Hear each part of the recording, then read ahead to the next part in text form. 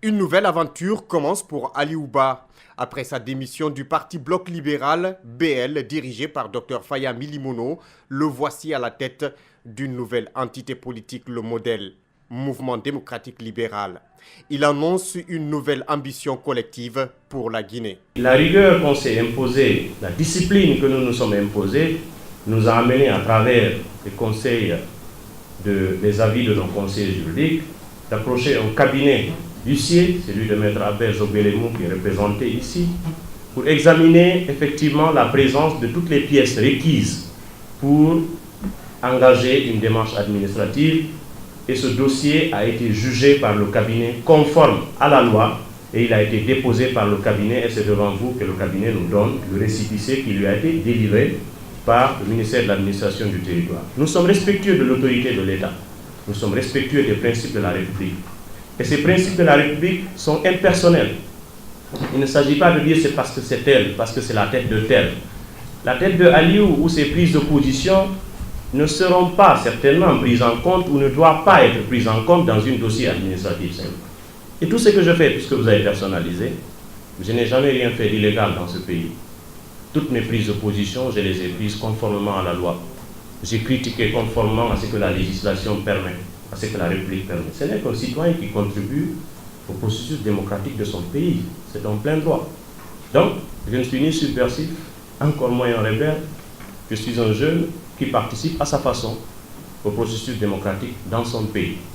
Que chacun juge comme ça lui convient.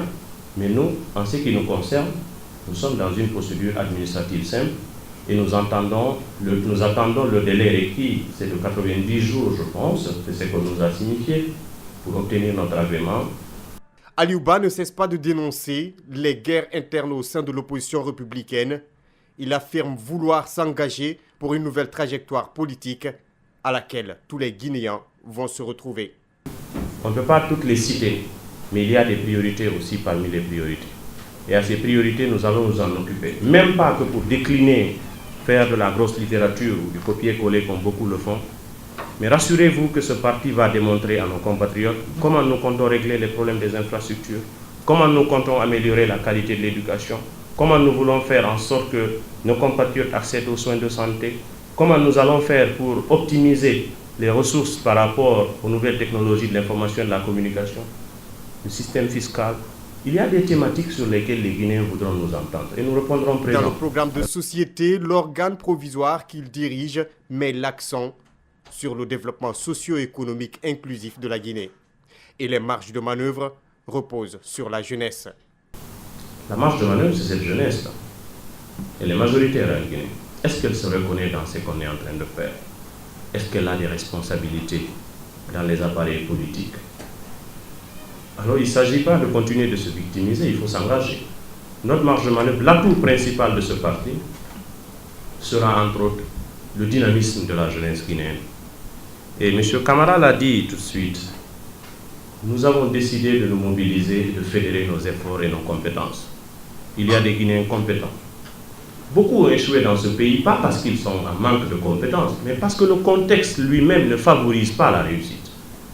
En Guinée, il s'agit de comprendre que c'est un système qui a décidé de broyer tous les talents, quelles que soient vos qualités. Il suffit d'être dans le système, vous voyez combien de fois. Il y a des Guinéens qui sont volontaires, qui ont du talent, qui ont réussi ailleurs, mais qui échouent toujours en Guinée. Pourquoi continuons-nous d'être un cimetière du savoir et de la richesse? On réussit ailleurs, on est respecté ailleurs. On rentre dans son pays, on est minimisé, marginalisé, on échoue. Il y a des questions qu'il faut se poser. Il y a des causes structurelles à tout ça. Et nous voulons nous attaquer à ces causes. Et ne pas se limiter à un diagnostic. Faire en sorte que toutes les compétences se reconnaissent en ce projet-là. Pour que les Guinéens travaillent en tant que jeunes. C'est gênant pour nous que nous soyons l'un des plus grands pays demandeurs d'asile au monde. Alors que nous ne sommes pas en guerre. Ce pays n'a jamais connu de conflit, Dieu merci. Mais nous sommes aujourd'hui, nous remplissons la Méditerranée. Nous passons par le désert, nous passons par des moyens frauduleux. Le Guinéen ne mérite pas ça. C'est parce que les dirigeants ont voulu qu'on soit comme ça. La pauvreté a tellement agressé nos compatriotes que personne n'envisage demain avec sérénité. On ne peut pas se projeter. Et ça ne peut pas continuer. Il y a des talents dans ce pays, mais qu'est-ce qu'on en fait? Est-ce qu'on les utilise normalement? Est-ce qu'on optimise sur les atouts que nous avons? Pas du tout. Donc, il ne s'agit pas de parler de cette gouvernance.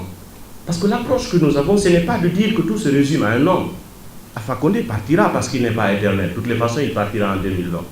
Mais est-ce que c'est le remplacement d'un homme par un autre, ça se limite à ce niveau-là pour dire que ça garantit la prospérité? On est tous jeunes, mais je pense qu'au temps de Lansana Conté, tout le monde pensait que son départ aurait été synonyme de salut.